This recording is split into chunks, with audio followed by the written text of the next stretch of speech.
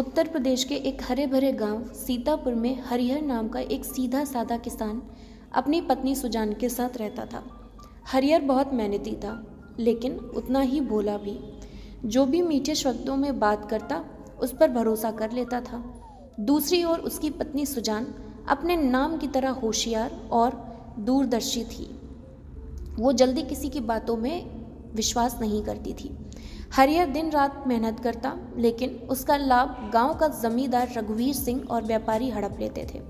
रघुवीर सिंह चालाक आदमी था, पर गांव के किसानों से ज़्यादा मुनाफा कमाता था। खासकर हरिहर जैसे भोले किसानों से कोई उसका कुछ भी नहीं कर पाता था। एक साल गांव में बारिश कम हुई।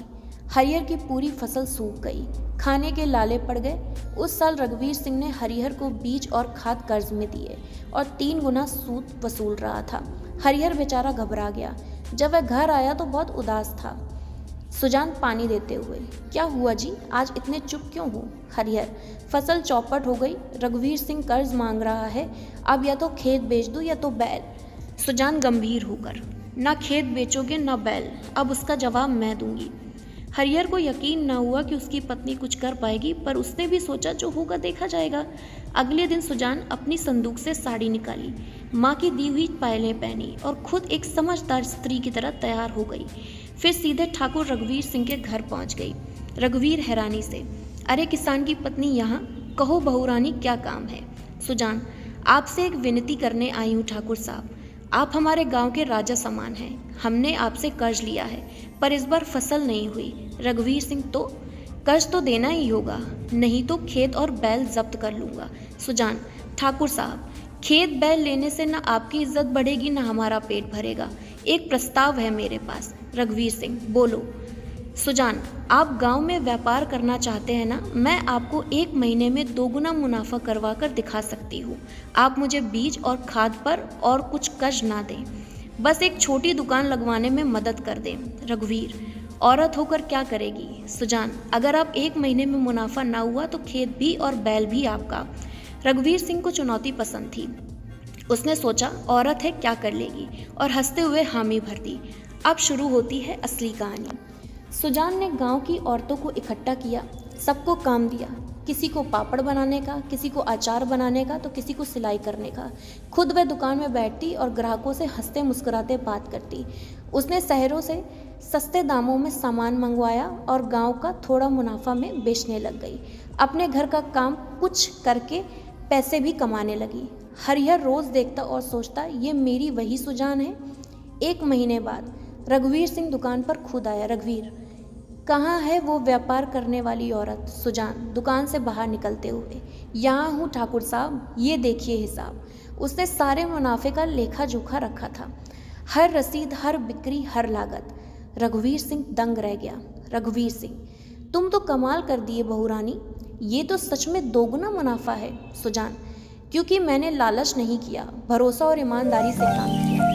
रघुवीर को पहली बार महसूस हुआ कि गांव की महिलाएं भी कारोबार में पुरुषों से कम नहीं हैं। उसने तुरंत कर्ज माफ कर दिया और बाकियों को भी ब्याज से राहत देने का फैसला किया। अब क्या हुआ? हरिहर और सुजान की दुकान चल पड़ी। अब उनके पास न सिर्फ खेती थी, बल्कि एक स्थायी आमदनी भी थी। गांव की महिलाएं भी आत्मनिर्भर होने लगी। धीरे धीरे गांव का हर कोना खुशहाल होने लगा। एक दिन हरिहर ने सुजान से कहा, हरिहर, तू तो सच में मेरे जीवन की सबसे बड़ी दौलत थी। अगर तू ना होती तो मैं क्या करता?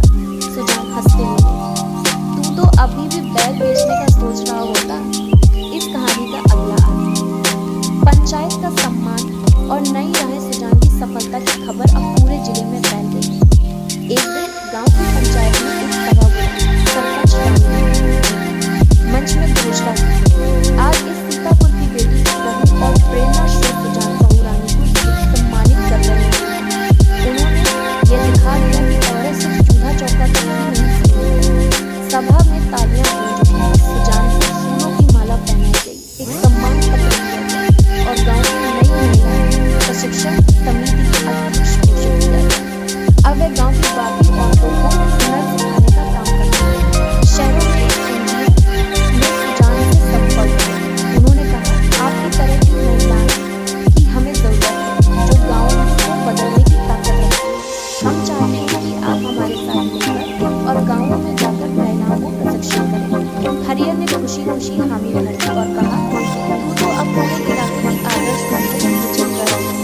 अब सुजान महीने में 2 बार नए गांव जाती है। वहाँ औरतों को काम सिखाती, उन्हें साहस देती और बताती कि आत्मनिर्भरता सबसे बड़ी ताकत है। उसे काम में सराहना हर जगह मिलती है। एक दिन ठाकुर रघुवीर खुद उसके पास आया और बोला, बहू रानी, तुमने मेरी सोच बदल दी। आज मैं भी चाहता हूँ कि अपने खेतों में काम करने वाली औरतों को बराबरी का हिस्सा दें।